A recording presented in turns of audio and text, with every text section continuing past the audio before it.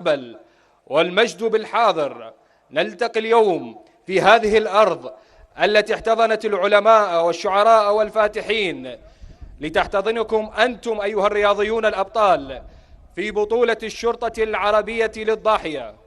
نلتقي اليوم برعاية كريمة من معالي السيد وزير الداخلية المحترم السيد عبد الأمير الشمري، وبرسالة سامية يبعثها العراق للعالم أجمع أن الرياضة كما الأخوة جسر يربط بين القلوب ويقرب بين الشعوب ويعزز أواصر المحبة والوحدة بين أبناء الأمة العربية.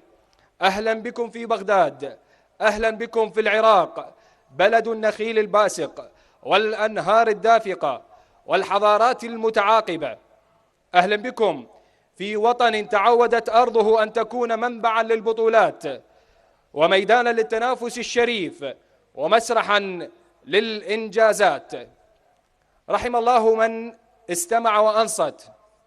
والآن دعونا نقف احتراما للاستماع إلى النشيد الوطني العراقي.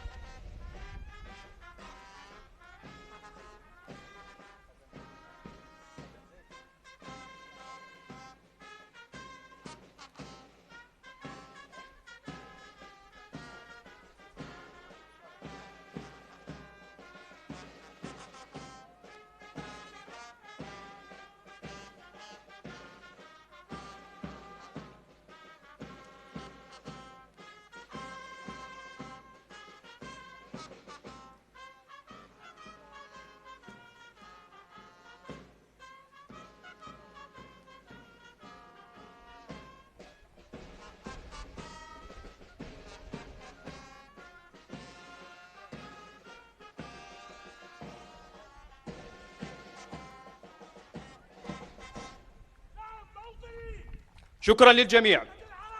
والآن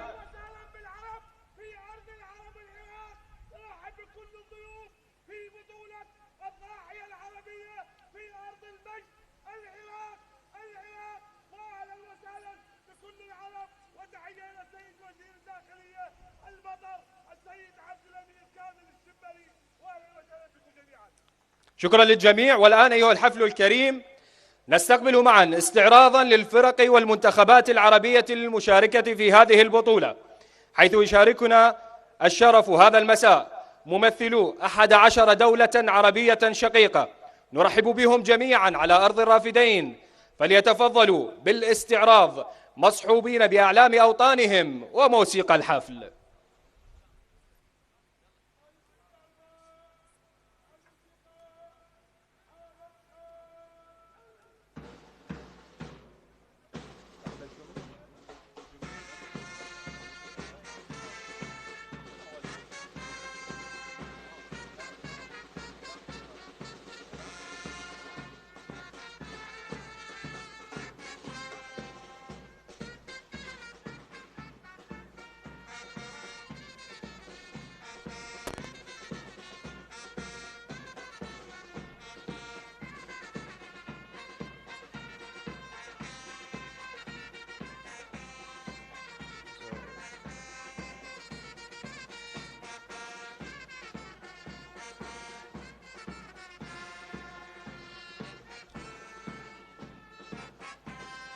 أهلا بمنتخب العراق. هنا أرض الرافدين، مهد الحضارة ومنبع العلوم والأدب وموطن البطولات والرياضة الشرطية والعربية. أهلا بمنتخب الجزائر، بلد 1.5 مليون شهيد، من جبال الأوراس وصحراء الجزائر الشاسعة تحضر الجزائر بروح البطولة والإصرار. أهلا بالمغرب، من المحيط إلى الصحراء، من أرض الأندلس والرباط ومراكش يحضر المغرب العريق بتاريخ حضاري ورياضي مشرف. أهلا باليمن، من أرض سبأ ومعين وحمير، من بلد العراقة والكرم والأصالة يحضر اليمن السعيد بروحه العتيقة نحو آفاق الرياضة العربية. أهلا بتونس الخضراء، بلد الزيتون والبحر الأبيض المتوسط، مهد الحركات الرياضية العربية، تحضر تونس لتواكب مكانتها في ساحة التنافس العربي. أهلا بسوريا من دمشق، أعظم عاصمة وأقدمها مؤهولة في التاريخ، من أرض الياسمين والحضارة العريقة، تحضر سوريا لتجدد العهد مع الرياضة العربية. أهلا بعمان، أهلا بالسلطنة التي اعتدنا على وجودها بين الجبال والبحار والرياضة دائما. أهلا بفلسطين، أهلا بأرض الصلاة السماوية ومسرى النبي محمد، أهلا بالروح التي تحضر بالصمود والعزيمة والكرامة. أهلا بقطر، قلب الخليج النابض ومنارة الرياضة العالمية وموطن كأس العالم، تحضر اليوم لتواصل عطائها الرياضي العربي. أهلا بلبنان، أهلا بجبال الأرز الشامخة من بيروت العريقة التي حملت الثقافة والفن إلى العالم، يحضر لبنان بروح العزيمة والإرادة. أهلا بمصر أم الدنيا، أرض الأهرامات والنيل والحضارة الممتدة عبر 7000 عام، مصر التي أنجبت الأبطال وصنعت أمجاد الرياضة العربية.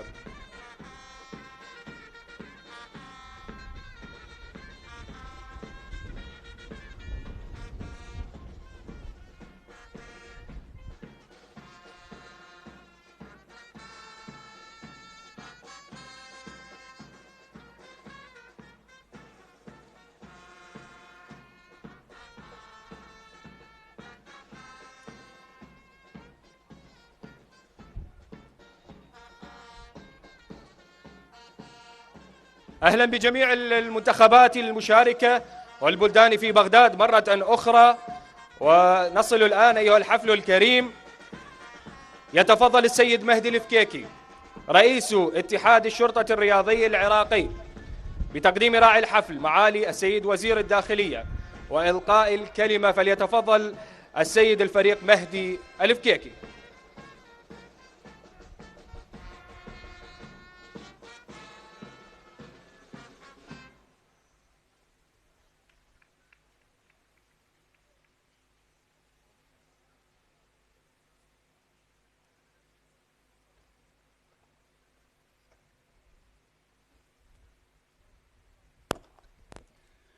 بسم الله الرحمن الرحيم.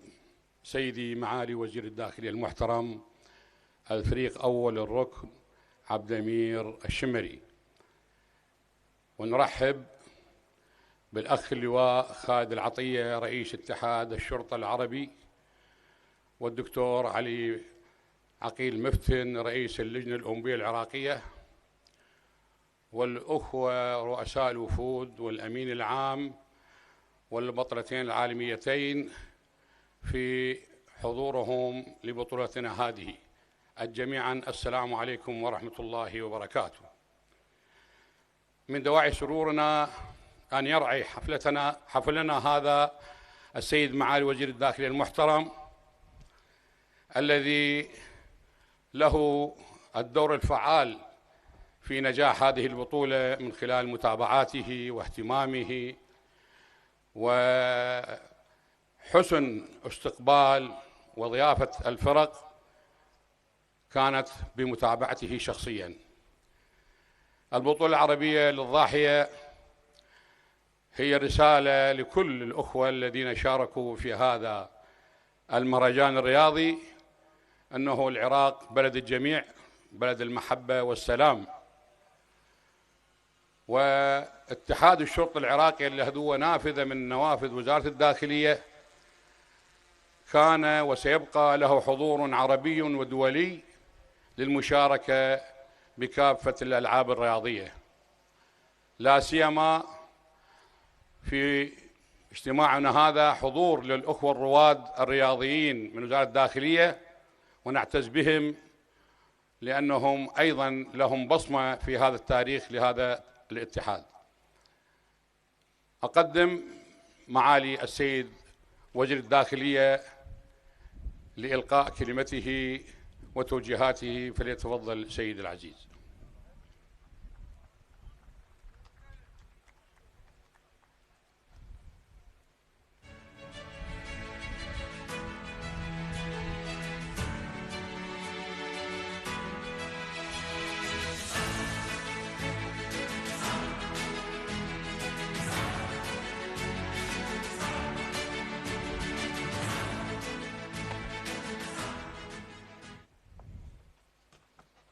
بسم الله الرحمن الرحيم. سعادة السيد رئيس اتحاد الشرطة العربي اللواء خالد العطية المحترم، الدكتور عقيل مفتن رئيس اللجنة الأولمبية المحترم، السادة الحاضرين من ضيوفنا الأكارم في الشرطة العربية والأبطال العالميين، السلام عليكم ورحمة الله وبركاته. يسعدني ويشرفني أن أكون معكم اليوم في افتتاح فعالية البطولة العربية للضاحية، والتي تستضيفها وزارتنا متمثلة باتحاد الشرطة الرياضي وبمشاركة نخبة من أبطال الشرطة في وزارتنا والدول العربية الشقيقة. إن هذه البطولة بما تحمله من معاني رياضية وإنسانية وأمنية تمثل تجسيدا حقيقيا لوحدة الصف العربي وتعزيزا لقيم الأخوة والتعاون بين مؤسساتنا الأمنية في مختلف الأقطار، حيث لا يخفى على أحد أن الرياضة وخصوصا في جهاز الشرطة لم تعد مجرد منافسة بدنية، بل أضحت وسيلة لتعزيز الجاهزية البدنية والانضباط الذاتي والروح الجماعية، وهي كلها صفات جوهرية لرجل الأمن العربي. وإن لمن دواعي سرورنا أن نرحب في هذا الحدث الرياضي الكبير بسعادة رئيس اتحاد الشرطة العربي وبكافة الوفود الشقيقة الذين يمثلون رموزا للكفاءة والتميز في أوطانهم وهم يتواجدون في بغداد السلام. إننا نؤكد في هذا المقام على دعمنا المتواصل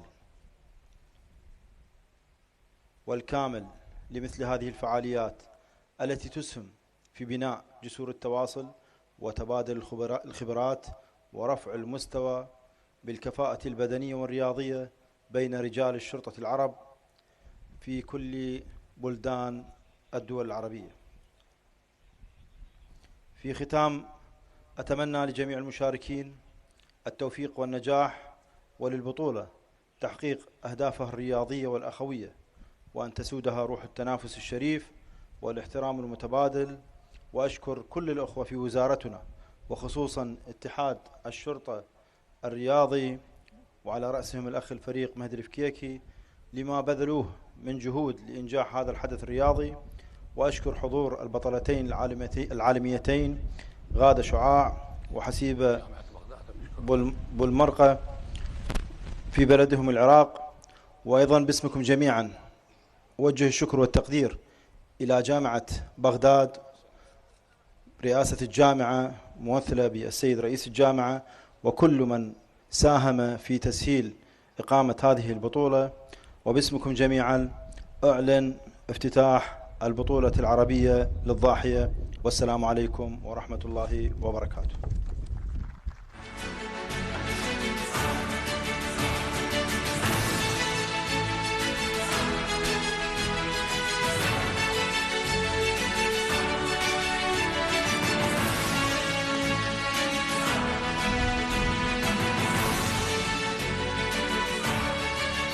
شكرا جزيلا لراعي البطولة معالي الوزير على كلمته القيمة. والآن حضورنا الكريم دعونا نستمع إلى كلمة سعادة اللواء خالد بن حمد العطية رئيس الاتحاد العربي للشرطة، فليتفضل سيادته مشكورا.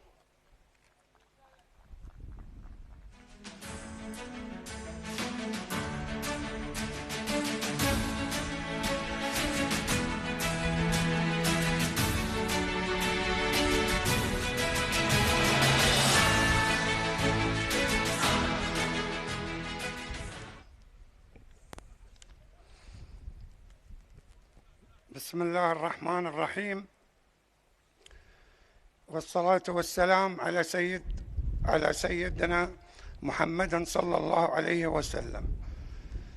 معالي الفريق أول ركن عبد الأمير كامل الشمري وزير الداخلية بجمهورية العراق الشقيقة، سعادة الدكتور عقيل رئيس اللجنة الأولمبية بجمهورية العراق الشقيقة، سعادة الفريق فلاح شغاتي ممثل معالي الأمين العام لمجلس وزراء الداخلية العرب، سعادة الأخ الفريق مهدي هادي الفكيكي، أصحاب السعادة رؤساء الاتحادات الرياضية العربية، السيدات والسادة، السلام عليكم ورحمة الله وبركاته. يسعدني ويشرفني أن أرحب بكم في رحاب جمهورية العراق الشقيق، أرض الحضارات والتاريخ العريق، في بلاد الرافدين دجلة والفرات، بمناسبة إقامة بطولة الشرطة العربية للضاحية التي تجمعنا اليوم تحت رعاية الأخوة والتعاون العربي. أتوجه بخالص الشكر والتقدير إلى فخامة الرئيس الدكتور عبد اللطيف رشيد رئيس جمهورية العراق، والشكر موصول لمعالي رئيس مجلس الوزراء كمال شياع السوداني على دعمهما الدائم للرياضة والرياضيين ودورهما الريادي في تعزيز قيم الوحدة والتضامن العربي. كما يسعدني أن أتوجه بخالص الشكر إلى معالي الفريق أول ركن عبد الأمير كامل الشمري وزير الداخلية بجمهورية العراق على حفاوة الاستقبال وكرم الضيافة، وعلى دعم المتواصل للتعاون الأمني بين الأجهزة الأمنية العربية. كما أشيد بجهوده وأخوانه أصحاب السمو والمعالي وزراء الداخلية العرب على رعايتهم الكريمة لأنشطة الاتحاد الرياضي العربي للشرطة، ومعالي الأمين العام لمجلس وزراء الداخلية العرب التي لها الأثر الكبير في نجاح الأحداث الرياضية وتعزيز الروح الرياضية بين منتسبي الشرطة في أوطاننا العربية، وعلى حرصهم الدائم في ترسيخ مكانة الرياضة في المؤسسات الشرطية العربية، بما يعكس رؤيتهم الحكيمة في إعداد أجيال قوية تجسد قيم الأمن والكفاءة والتفاني في خدمة أوطاننا.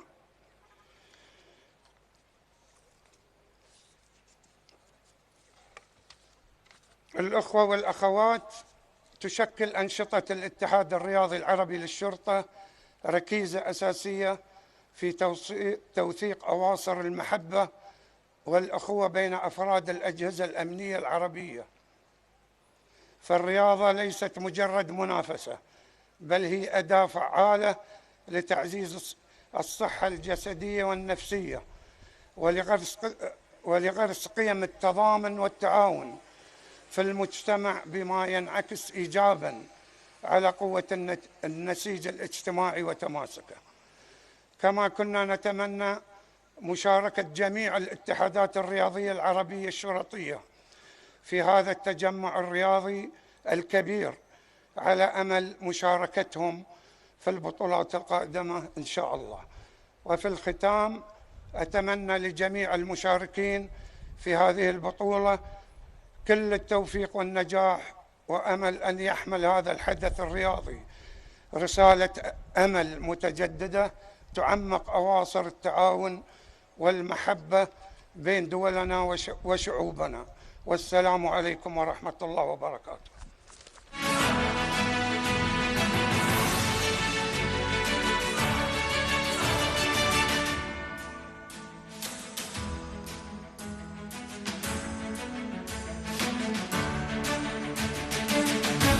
شكرا لسعادة اللواء على كلمته القيمة. والآن حضورنا الكريم، دعونا نستمتع معا بأغنية ترحيبية أعدت خصيصا لهذه البطولة إهداء من اتحاد الشرطة العراقي للدول المشاركة والرياضيين الأبطال، عربون محبة من العراق لكل أشقائه العرب. آن العراق من اتحاد الشرطة يا حي الله بالزارونة. هذا اتحاد الشرطة العرب تعرفونه.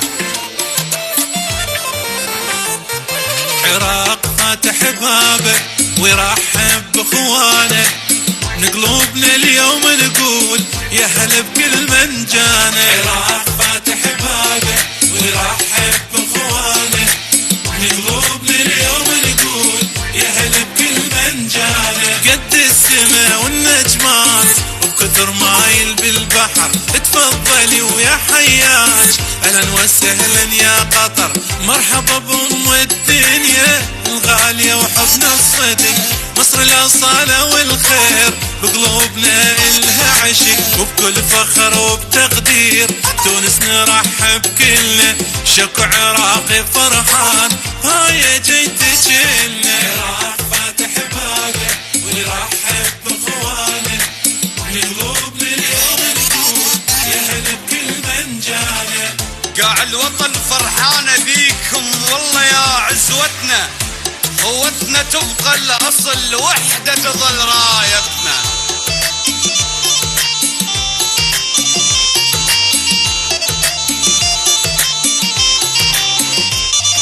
عراق فاتح بابه ويرحب باخوانه، من قلوبنا اليوم نقول يا هلا بكل من جانا. والمغرب الحلوة هاي كلش عزيزة عدنا، عراق دارك يصير وضيوف عندك احنا، ونقول اهلا نريد لاخوتنا ذول الطيبين.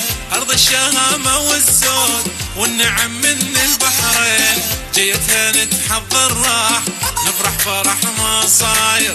محبوبة هاي ام الخير الغالية الجزائر. حبابه ويرحب باخوانه، من قلوبنا اليوم نقول يا هلا بكل من جانا. عمان يا حياها سلطنتنا الغالية شمحلاها، تبقى عزيزة وغالية وللدوم نبقى وياها.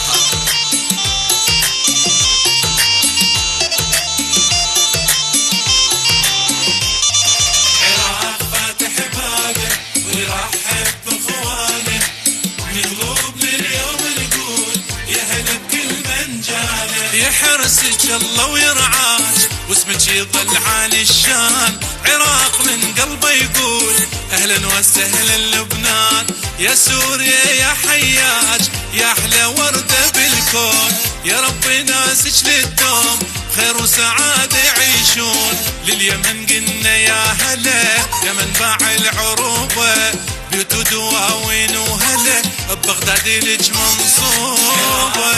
حبابه ويرحب باخوانه، يا هلا بكل من جانا. انت الاصيلة الشامخة للابد ما تنكسرين، يا عينك الله عالصار يا طيبة يا فلسطين يا فلسطين.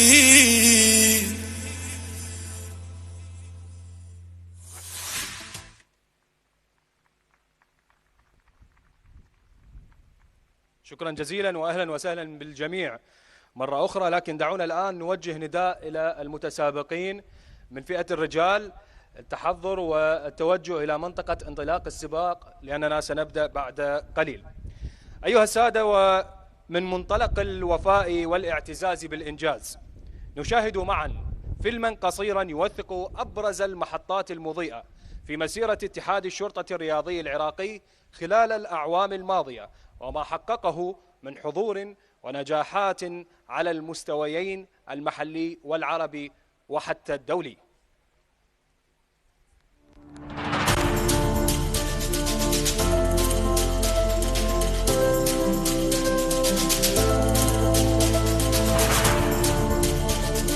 يمتلك اتحاد الشرطة الرياضي العراقي تاريخا حافلا مرصعا بالمجد، كيف لا، وهو أحد مؤسسي الاتحاد الرياضي العربي للشرطة، ومحتضن مقر أول أمانة عامة في تاريخ اتحادنا العربي العريق، حيث انطلقت من بغداد باكورة النشاطات الرياضية الشرطوية، حتى وصل اليوم اتحادنا العربي لذكرى تأسيسه 50 واحتفاله باليوبيل الذهبي، ليبصم من خلاله على 5 عقود من الإبداع والألاق والعراقة.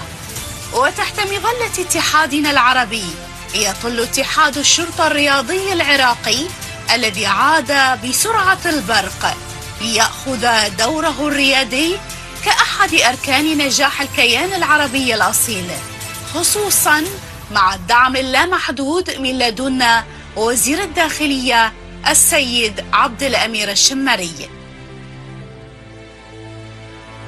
برعاية معالي وزير الداخلية المحترم الفريق أول الركن عبد الأمير الشمري، يستضيف اتحاد الشرطة العراقي الرياضي لهذه البطولة العربية بمشاركة الدول العربية.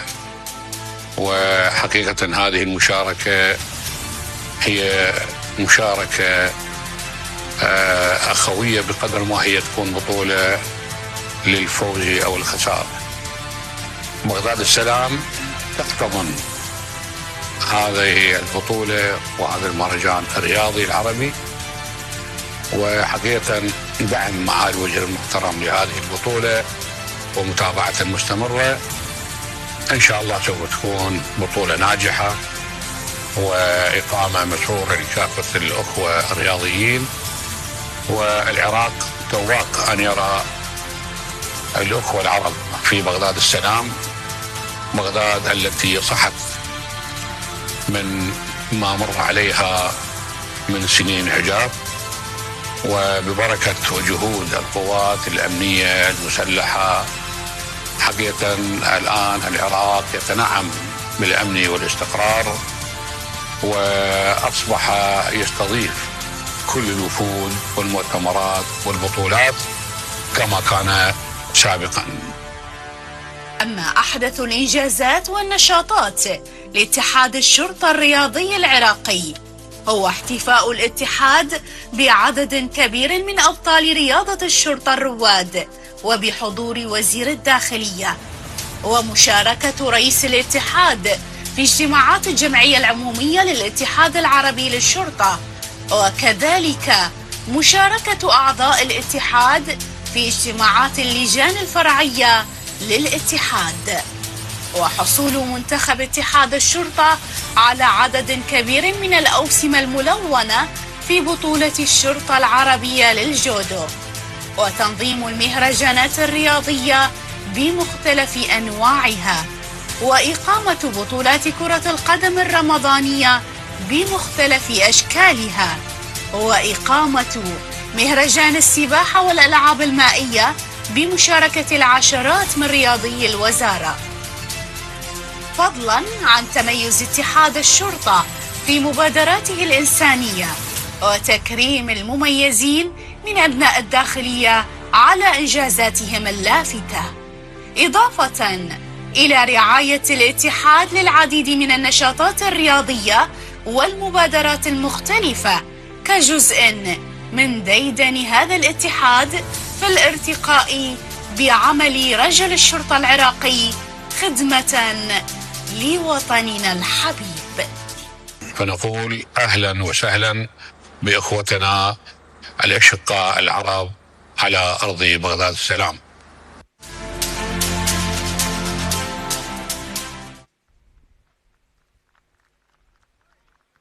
أهلا وسهلا مرة أخرى بأشقائنا العرب في بغداد السلام.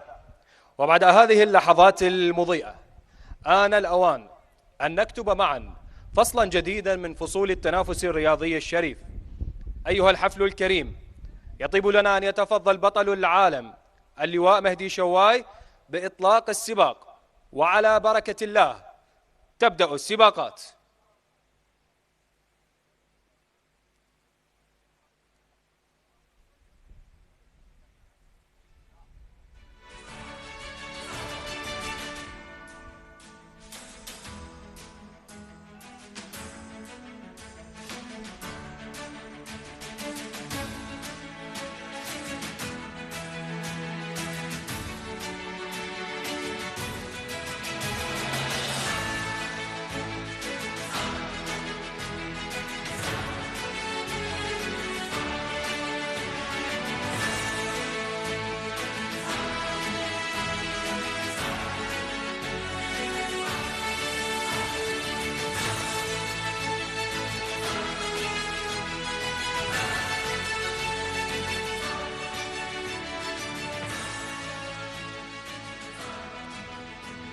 أحبتي متابعي قنوات شبكة الإعلام العراقي في كل مكان، السلام عليكم ورحمة الله وبركاته. إذن بطولة الشرطة العربية لركضة الضاحية لتنظم من قبل اتحاد الشرطة العراقي. حللتم أهلا ونزلتم سهلا في بغداد، الحب والسلام بغداد، لتحتضن الأشقاء العرب في هذه البطولة. بداية السباق طبعا 5 كيلومتر رجال و3 كيلومتر للسيدات.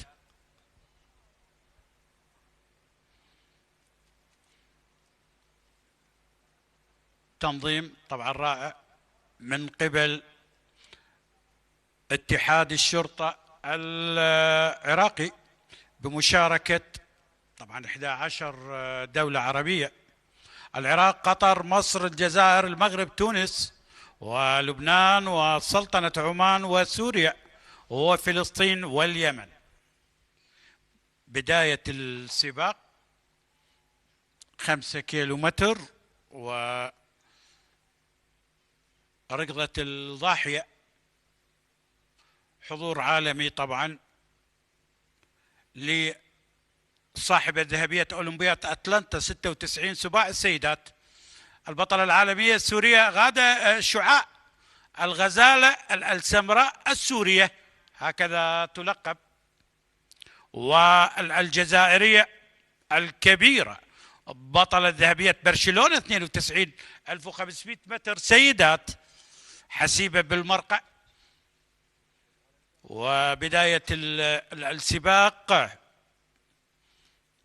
طبعا حضور مميز، السيد معالي وزير الداخلية الأستاذ عبد الأمير الشنبري، الداعم لكل الأنشطة الرياضية سواء في أندية وزارة الداخلية أو في اتحاد الشرطة، وجهود كبيرة من السيد رئيس الاتحاد الفريق مهدي الفكيكي، وحضور مميز لسيادة معالي اللواء خالد بن حمد العطية رئيس الاتحادين الرياضيين العربي والقطري للشرطة. أجواء رائعة، أجواء جميلة. بداية السباق في بغداد، بغداد الحب والسلام.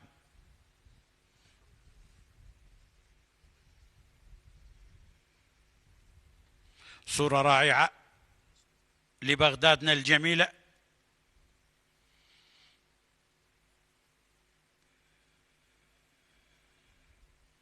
حللتم أهلا ونزلتم سهلا في بغداد الحب. يا ضيفنا لو زرتنا لوجدتنا نحن الضيوف وأنت رب المنزل.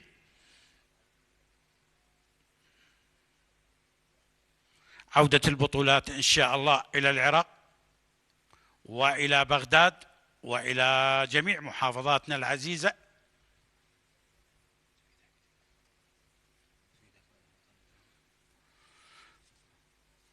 طبعا البطولة تقام في جامعة بغداد، أكبر الجامعات العراقية، طبعا تقع في العاصمة الحبيبة بغداد قرب نهر دجلة.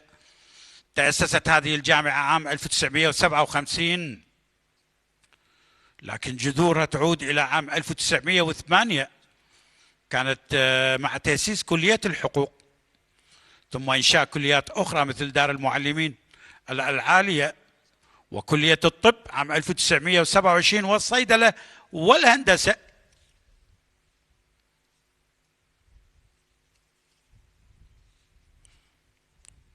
تقدم طبعا للعراق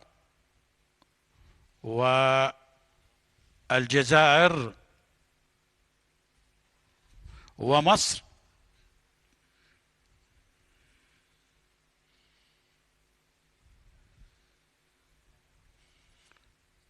سباق الضاحية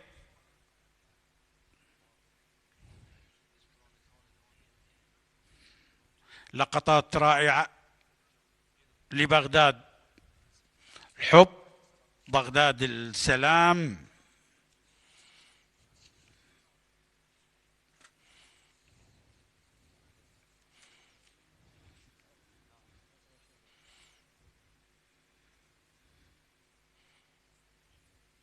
جهود كبيرة طبعا للجنة المنظمة للبطولة.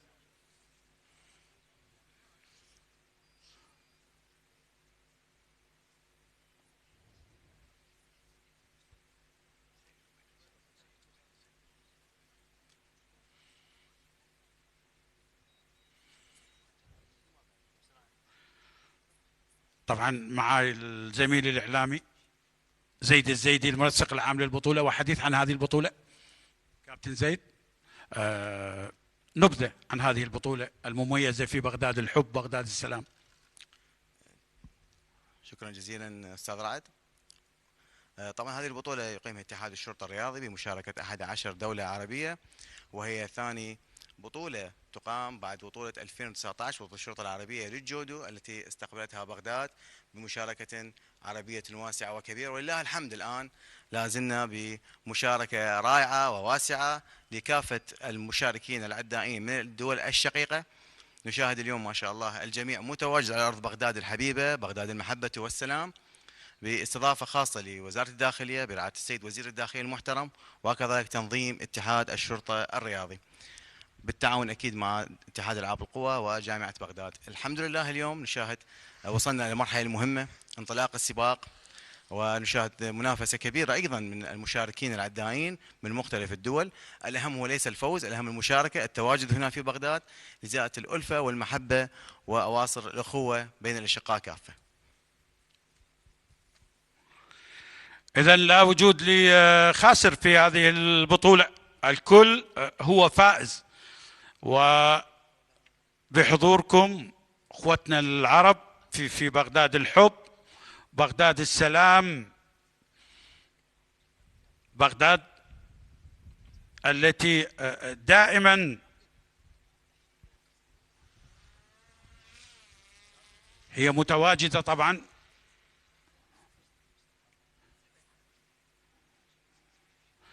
إذن تقدم على ما أعتقد للمغربي سعيد بوطالب، ومنافسة أيضا أعتقد من ريان السديري من تونس،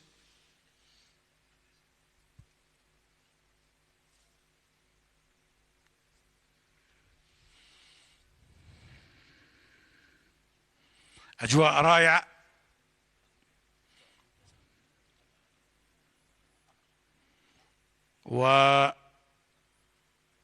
وجميع الوفود العربية أبدت ارتياحها بهذا التنظيم الرائع.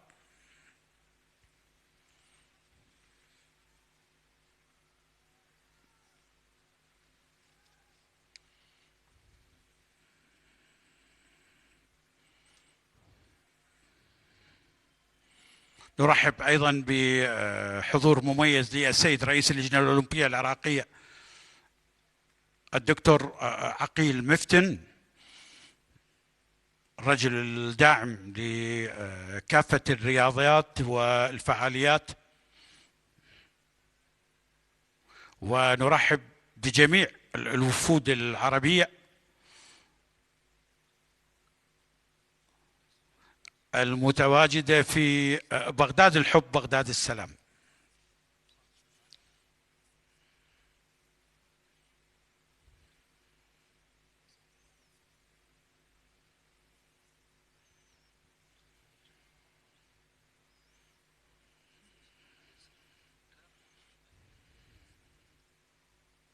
شكر والتقدير أيضا لحضور ممثل الأمين العام لمجلس وزراء الداخلية العرب السيد الدكتور الفريق فلاح شغاتي المحترم.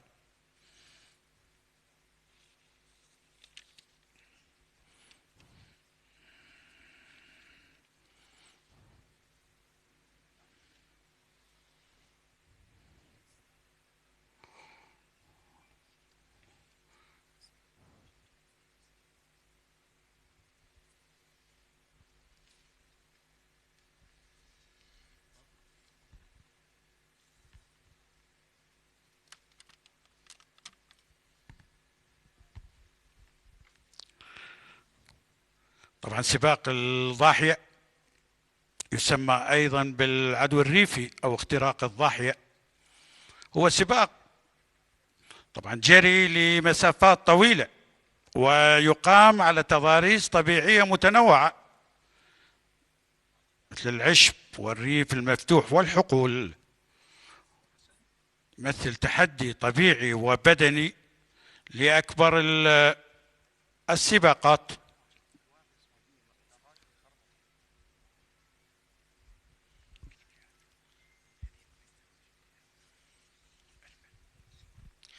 أيضا هدية مقدمة من السيد رئيس اتحاد الشرطة الرياضي العربي سيادة اللواء خالد العطية إلى معالي وزير الداخلية السيد عبد الأمير الشمري المحترم.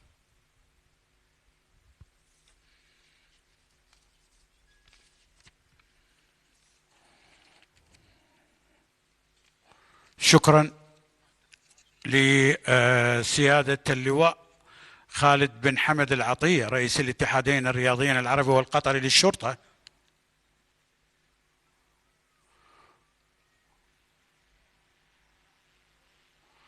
وشكرا للسيد معالي وزير الداخلية الأستاذ عبد الأمير الشمري اللي دائما ما يدعم ويحضر شخصيا الفعاليات الرياضية المختلفة على الرغم من انشغاله.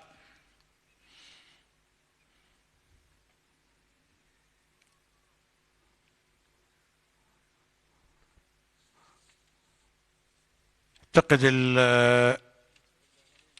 المغربي سعيد بوطالب في المقدمة،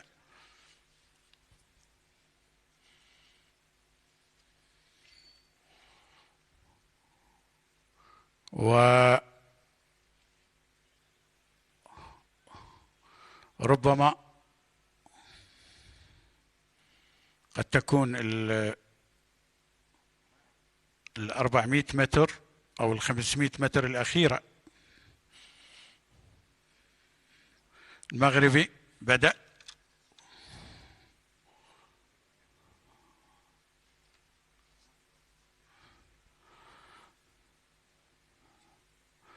سعيد بوطالب بالمقدمة، وربما السوري سامر سمير.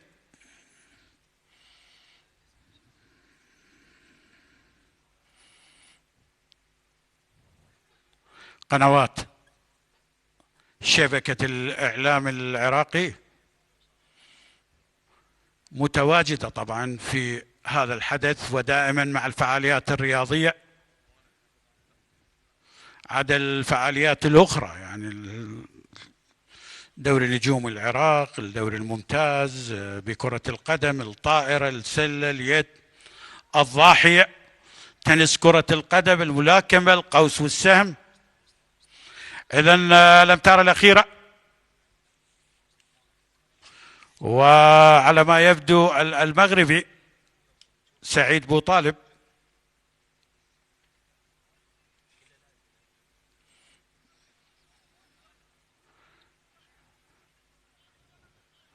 الأمتار الأخيرة في هذا التجمع العربي الجميل في بغداد السلام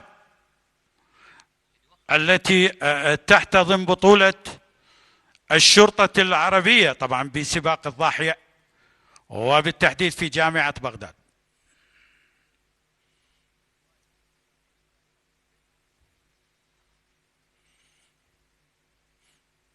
الأمتار الأخيرة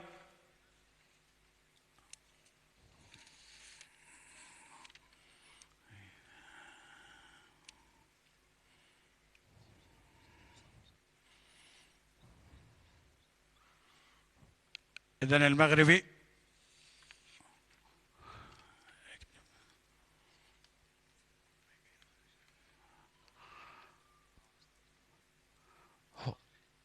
هاي طبعا الأخوة القطريين أعتقد بالترتيب الأخير. ما يهمنا من اللي يفوز، وبالتالي المغربي اولا ويفقد الصدارة، ربما بالامتار الاخيرة سيكون ثانيا.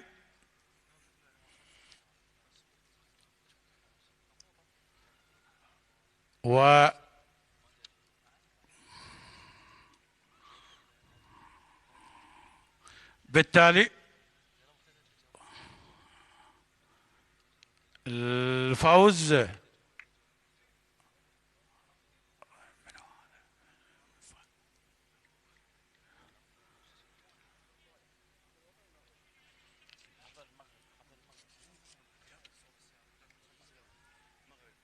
إذن المغربي على ما يبدو بالترتيب الأول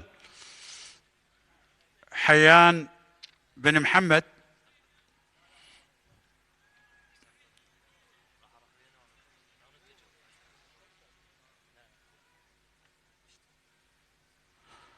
أعتقد المغربي حل ثالثا. الترتيب الأول راح نتعرف على الاسم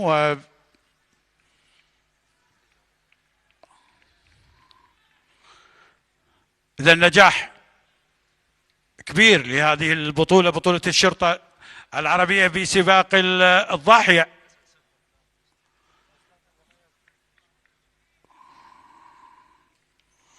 مشاركة مميزة،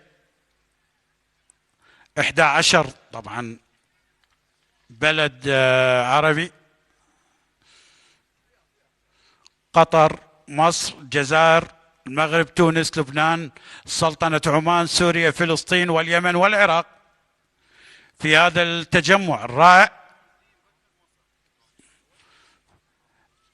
إذن المصري نور الدين بكر من جمهورية مصر العربية،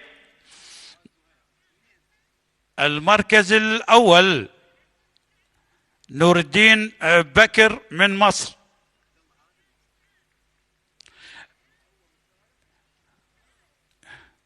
المغربي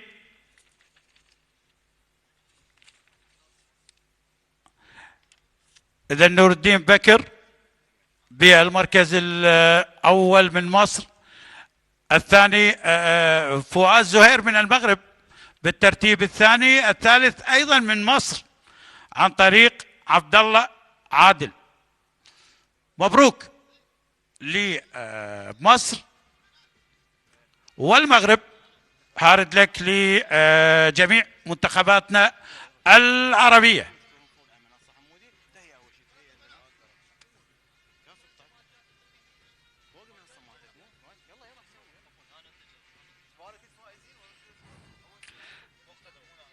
إذن أحبتي متابعي قنوات شبكة الإعلام العراقي في كل مكان، الآن سننتقل لتكريم الفائزين.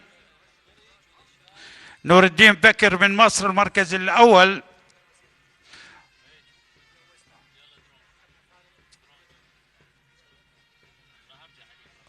وهناك المغربي بالمركز الثاني، والثالث لعبد الله عادل من مصر.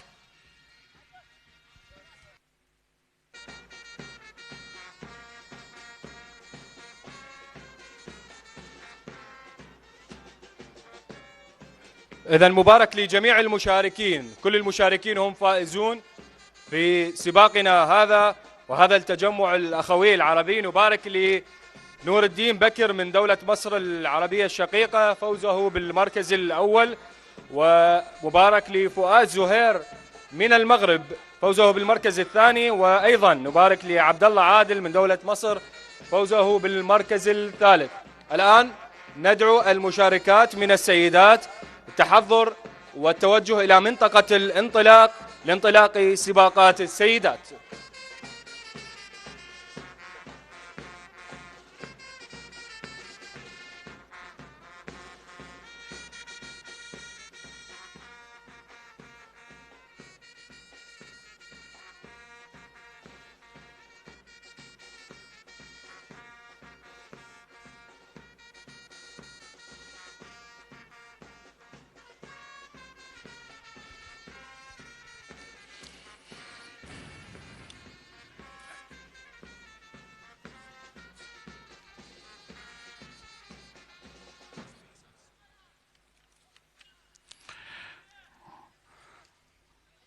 نتواصل معكم أحبتي متابعي قنوات شبكة الإعلام العراقي في كل مكان.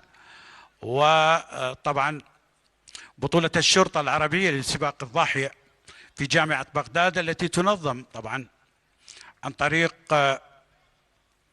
ومن قبل اتحاد الشرطة العراقي. انتهى سباق الرجال، الآن سباق السيدات 3 كيلومتر سباق للسيدات.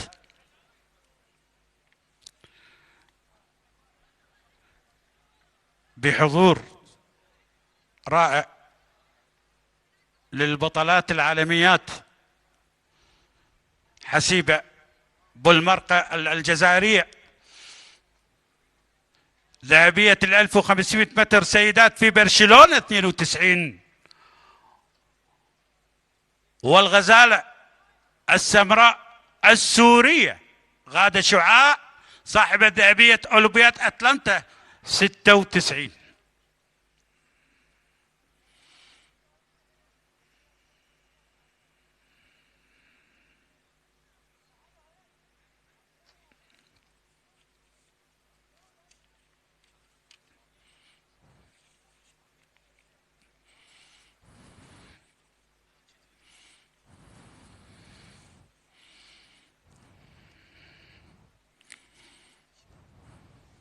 شكرا للجنة المنظمة للبطولة، شكرا لكل من ساهم طبعا بنجاح هذه البطولة. شكر أيضا موصول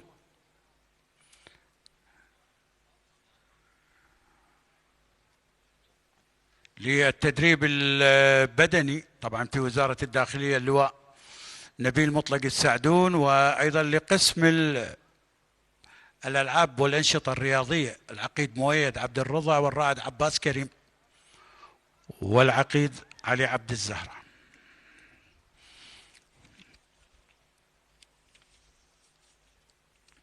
أجواء رائعة،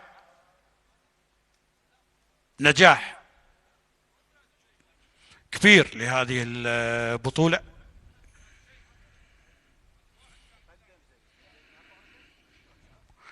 وبانتظار سباق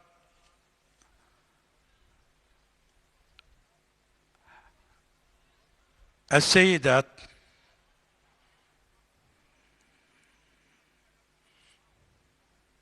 هناك كرام بو عزيز من المغرب، وهناك من تونس هيفاء طرشون، ورملة عمار مصر، أيضا مشاركة بجودي شريف، حبيبة محسن، ملك عبد الغني، ملك سلامة.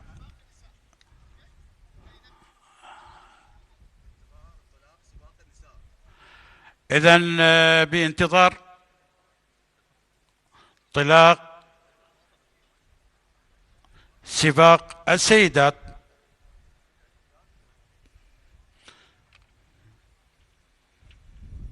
ثلاثة آلاف طبعا كيلومتر للسيدات.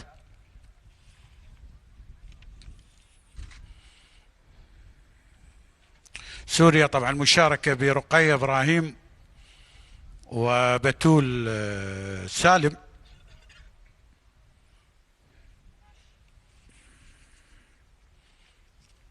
العراق متواجد بديانة كريم، نرجس حسين، سارة فاضل، زهراء حسن.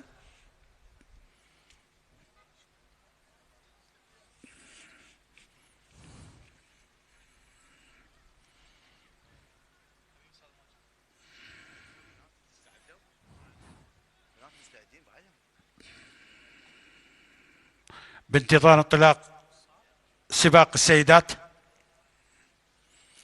في هذا التجمع الرائع.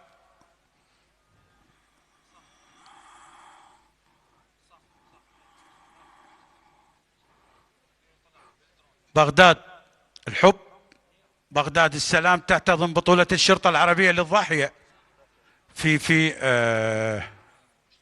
جامعة بغداد، عودة البطولات والتجمعات العربية.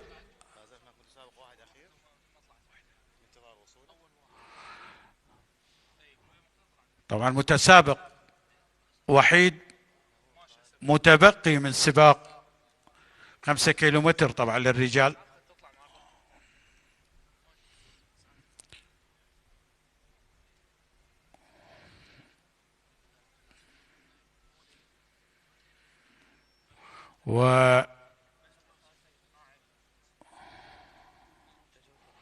ولقطات رائعة للعاصمة الحبيبة بغداد.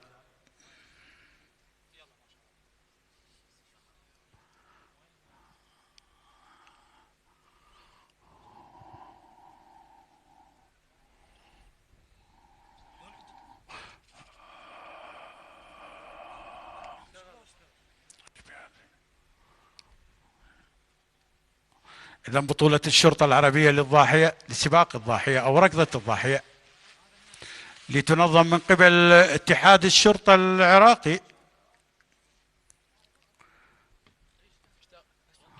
وقنوات شبكة الإعلام العراقي. تابعينا الأعزاء، نتواصل معكم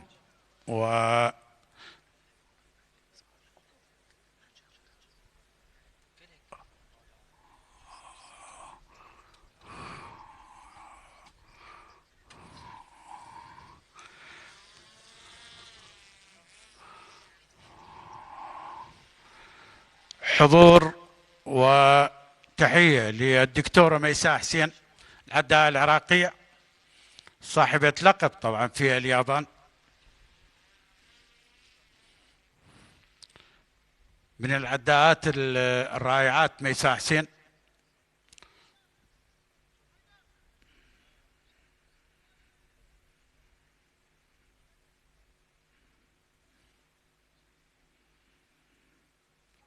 حضور رائع ومميز.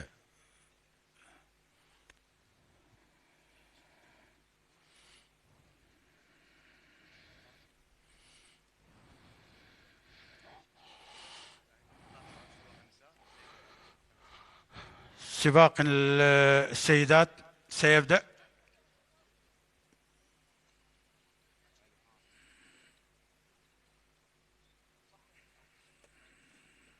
دعم كبير من السيد معالي وزير الداخلية الأستاذ عبد الأمير الشمري لاتحاد الشرطة العراقي ولجميع فعاليات الشرطة ونادي الشرطة. والكل يعلم الشرطة الفريق الوحيد في دوري نجوم العراق اللي حصل على الرباعية بالمتتالية طبعا في دوري نجوم العراق.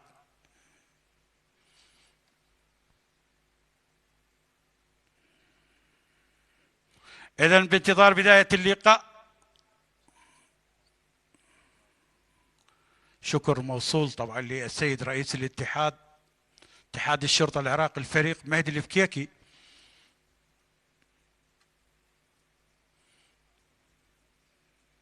لإعاد بطولات الشرطة وأعاد اشتراك طبعا المنتخبات العربية وعودة البطولات إلى العراق. شكر موصول للواء خالد بن حمد العطية رئيس الاتحادين طبعا الرياضيين العربي والقطري للشرطة. بانتظار بداية السباق،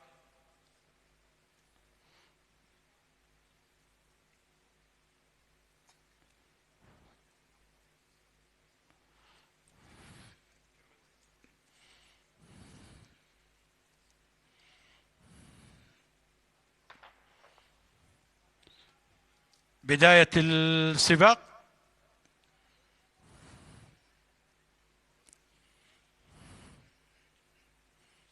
3 طبعا آلاف كيلومتر.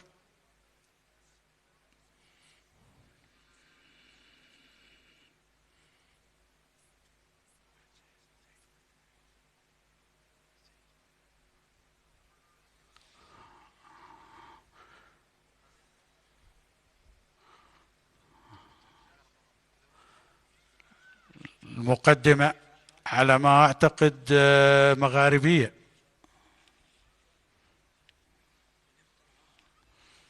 الجزائر، تونس،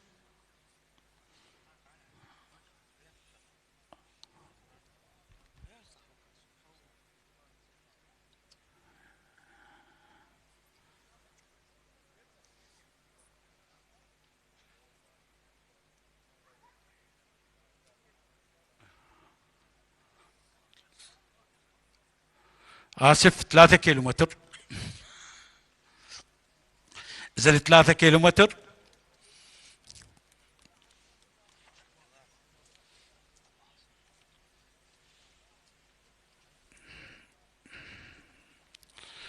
إذا انطلاق السباق الرجال كان 5 كيلومتر، السيدات 3 كيلومتر.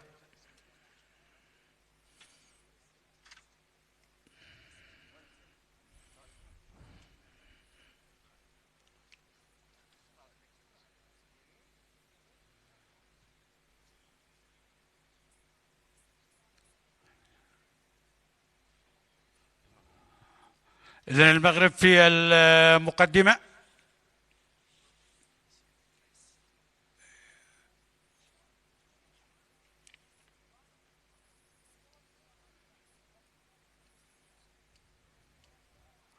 على ما يبدو خديجة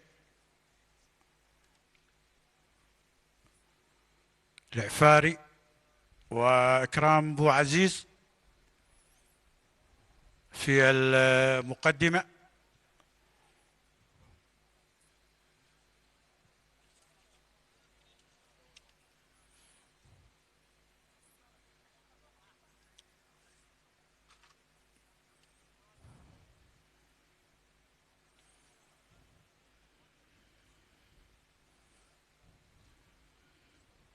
دائما دول المغرب العربي قدمت الكثير من الأبطال. سعيد عويطة طبعا معروف بهذه السباقات و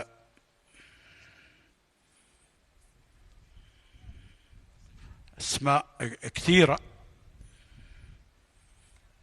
بألعاب القوى.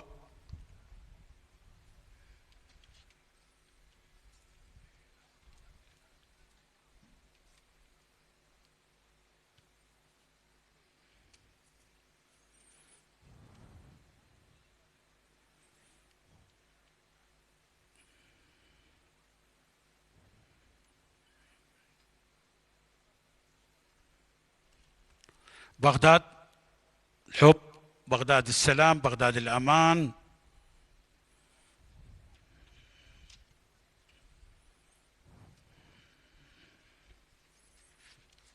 عودة الأمان والسلام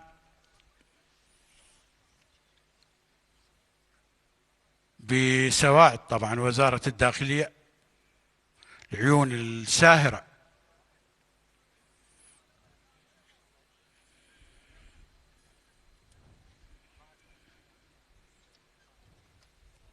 إذن المقدمة للمغرب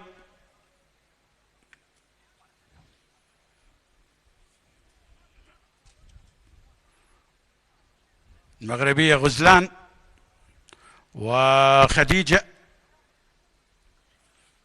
في المقدمة.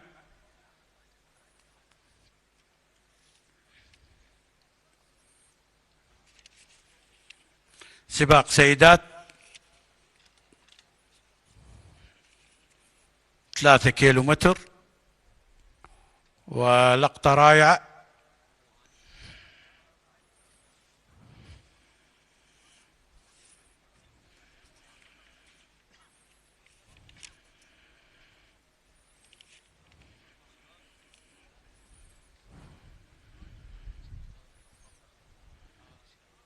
جهود مميزة طبعا للجنة الإعلامية للبطولة، زميلي الإعلامي زيد الزيدي والإعلامي الكبير ضياء حسين.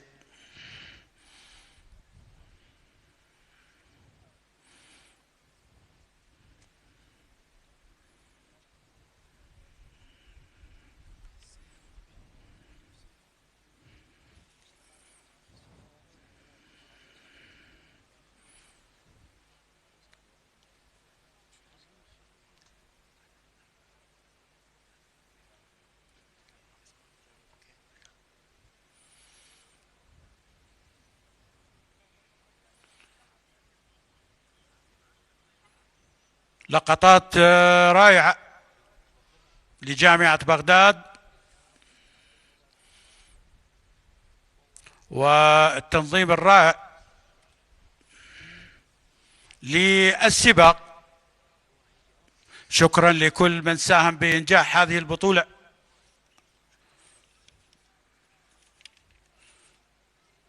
شكرا لاتحاد الشرطة العراقي.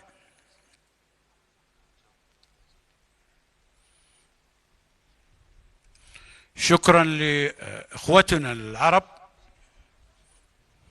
شكرا لقطر، مصر، الجزائر، المغرب، تونس، لبنان، سلطنة عمان، سوريا، فلسطين، اليمن.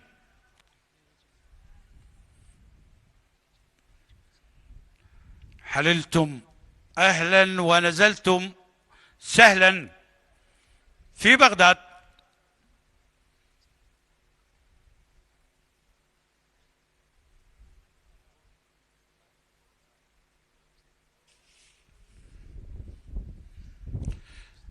سيدات المغرب في المقدمة،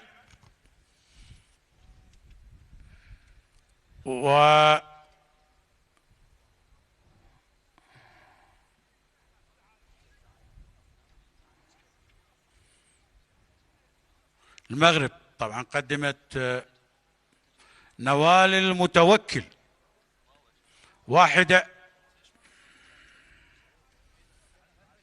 من البطلات العالميات طبعا.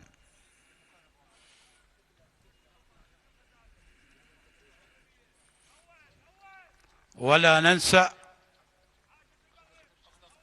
البطلات المتواجدات في بغداد الحب، السورية غادة شعاع، والجزائرية حسيبة أبو المرقة.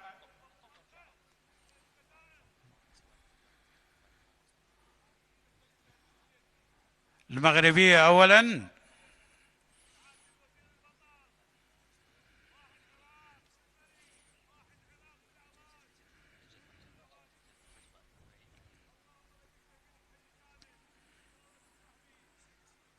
نجاح طبعا لهذه البطولة، بطولة الشرطة العربية للضاحية. نجاح التنظيمي الرائع والإداري والإعلامي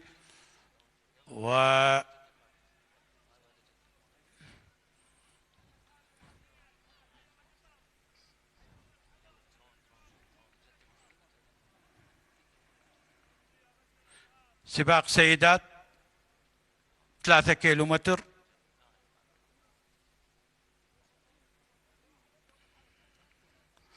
بالسلامة بالسلامة بالسلامة.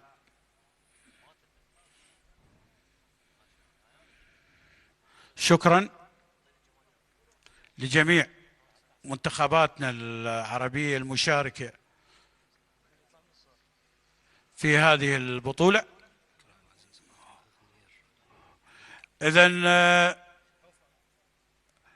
النتائج: إكرام عزيز من المغرب، فاطمة أغنير من المغرب، ملك عبد الغني من مصر بالمركز الثالث.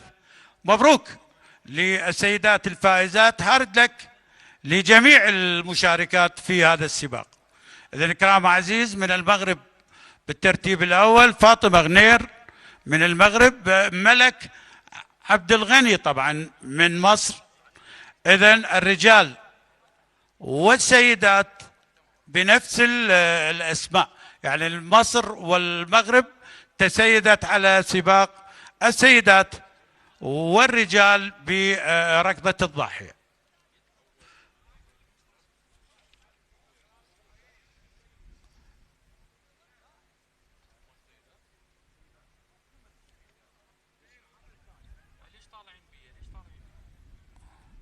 إذن إكرام عزيز، فاطمة غنير، ملك عبد الغني من جمهورية مصر العربية بالمركز الثالث.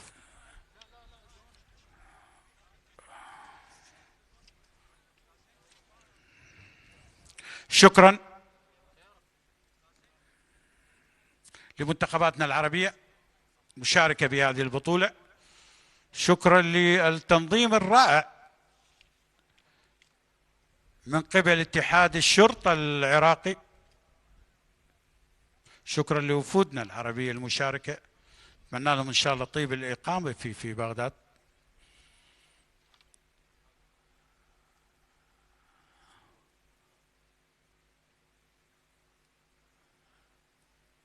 بانتظار طبعا التتويج.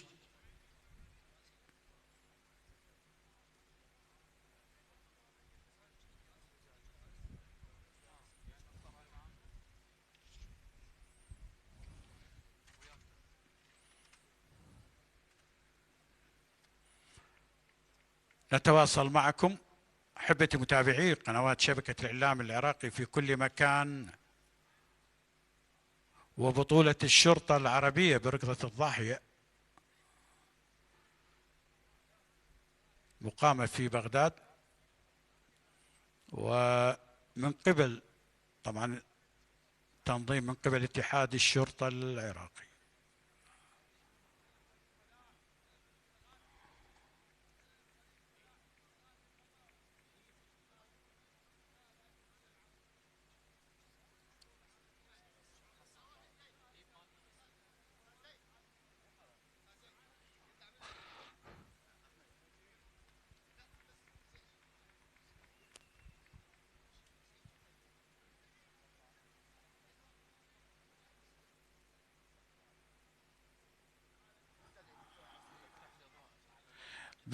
طبعا انتظار تتويج الفائزين.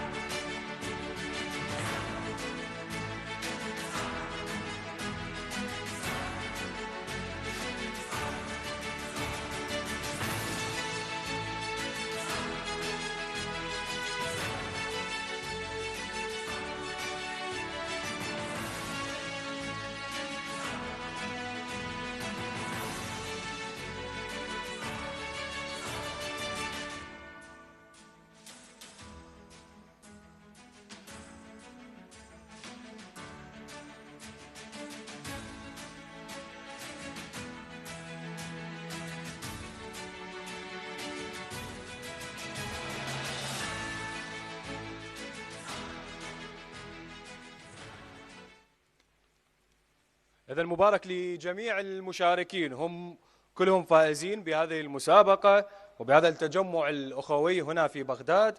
أهلا بكم جميعا من جديد حضورنا الكريم. الآن أدعو الدكتور علي صادق أمين السر العام لاتحاد ألعاب القوى لإذاعة الفرق الفائزة، الفرق الفردية والفرقية، فليتفضل مشكورا.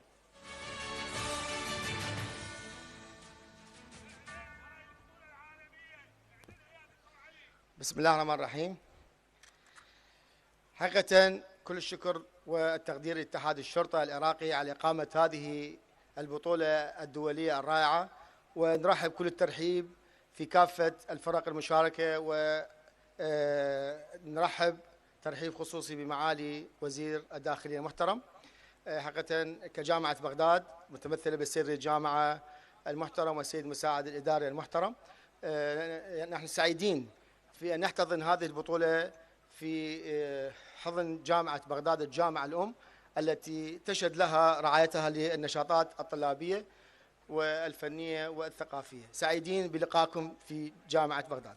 نبارك لكافة الفرق المشاركة في هذا البطولة الضاحية للشرطة العربية، ونعتبر جميع الفرق هي حققت إنجاز ونتائج متميزة، ولكن هناك بعض الفرق التي تميزت في هذا السباق.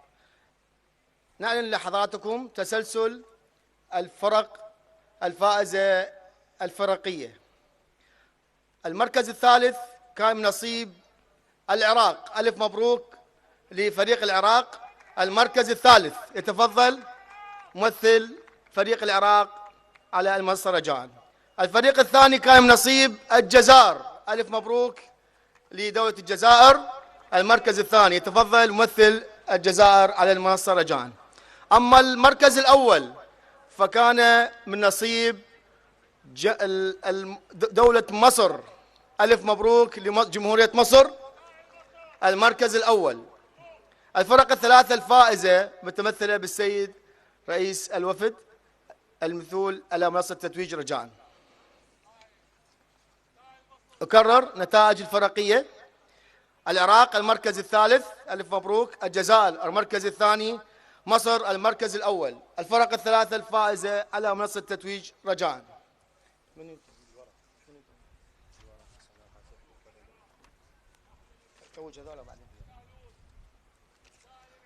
يتفضل راعي البطولة سيد وزير الداخلية المحترم، بالإضافة إلى رئيس الاتحاد العربي للشرطة ورئيس الاتحاد العراقي للشرطة إلى المنصة لتكريم الفائزين مشكورين. نؤكد الفرق الفائزة الثلاثة على منصة التتويج رجاء: العراق، الجزائر، مصر. ممثل العراق، ممثل الجزائر، ممثل مصر على منصة التتويج.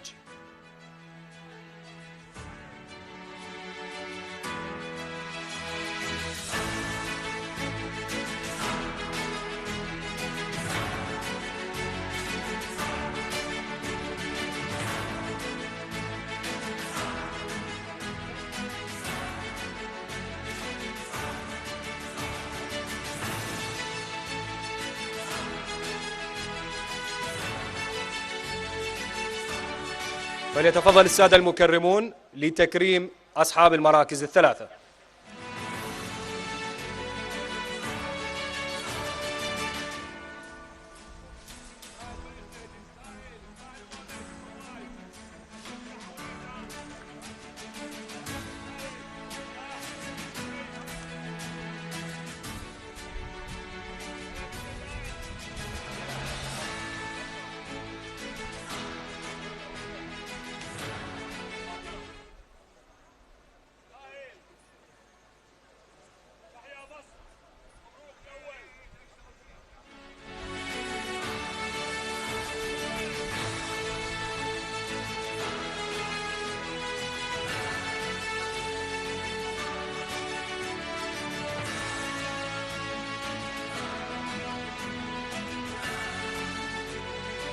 نستثمر وجودكم حضورنا العزيز ونستمع للنشيد الوطني لدولة مصر العربية بفوزها بالمركز الأول.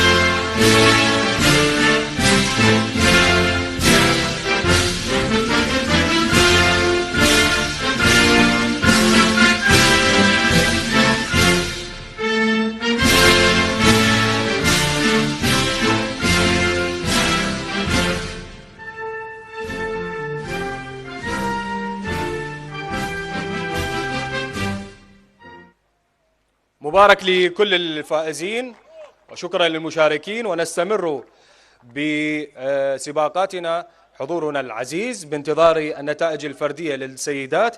تفضلوا جميعا لأماكنكم سادتي الأعزاء، ننتظر النتائج الباقية وسنواصل التكريم.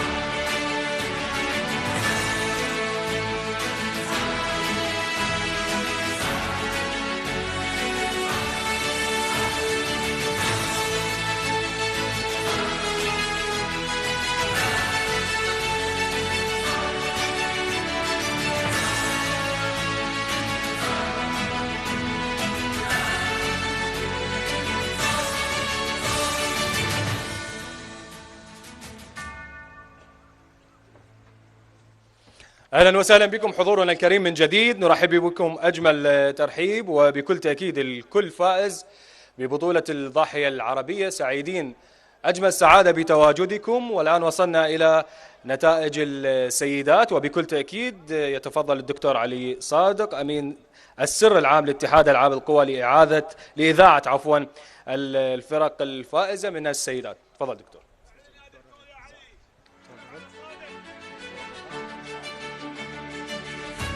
السلام عليكم. نكرر اعتزازنا بالأخوة المشاركين ويعني على حضراتكم نتائج الفرقية للنساء.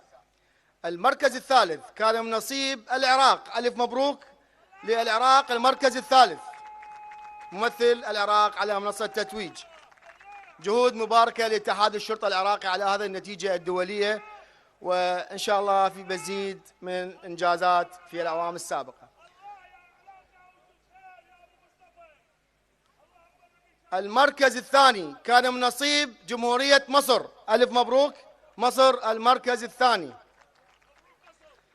أما المركز الأول كان من نصيب المغرب، ألف مبروك للمغرب المركز الأول. الفائزين الثلاثة ممثلي الدول العراق مصر المغرب على منصة تتويج رجاء.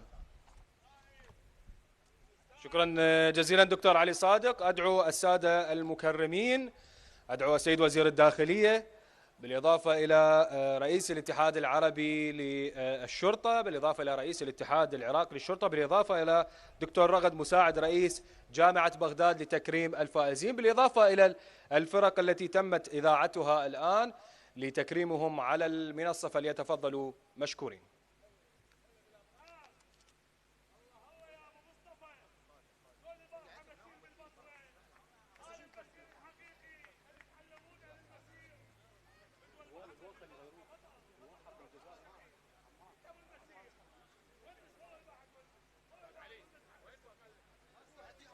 ممثلي الفرق الفائزة يرجى التوجه إلى المنصة. العراق، المغرب ومصر. باقينا ممثل مصر.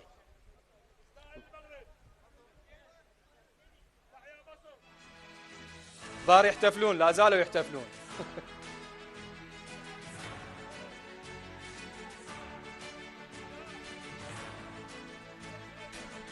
بكل تأكيد تجمع عربي وحضور للأشقاء مهم بعاصمة السلام بغداد. مبارك لكل الفائزين، مبارك للعراق، لمصر وللمغرب. الآن يتفضل السيد وزير الداخلية بمعية المكرمين لتكريم الفائزين.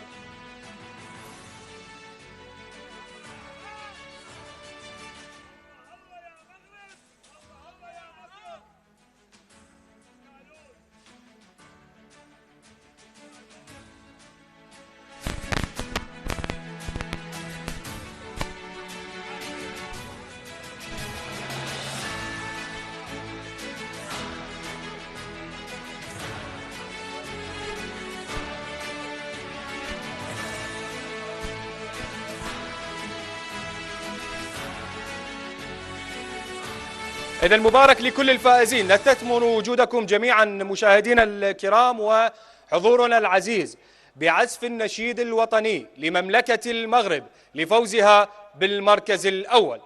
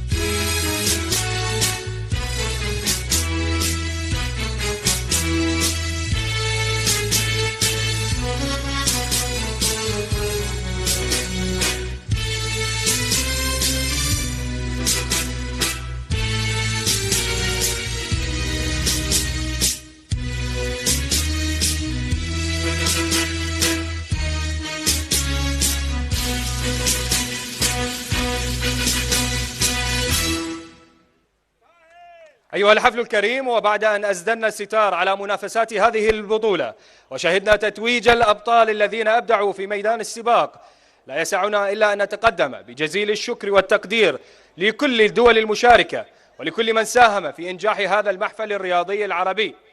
نلتقي دائما على الحب وعلى المحبة في رحاب الرياضة وتحت راية الأخوة العربية. شكرا لحضوركم وإلى لقاء قادم بإذن الله. السلام عليكم ورحمة الله وبركاته. أنا العراق من اتحاد الشرطة يا حي الله بالزارونة، هذا اتحاد الشرطة العرب تعرفونه. عراق فاتح بابه ويرحب بخوانه، من قلوبنا اليوم نقول يا هلا بكل من جانا.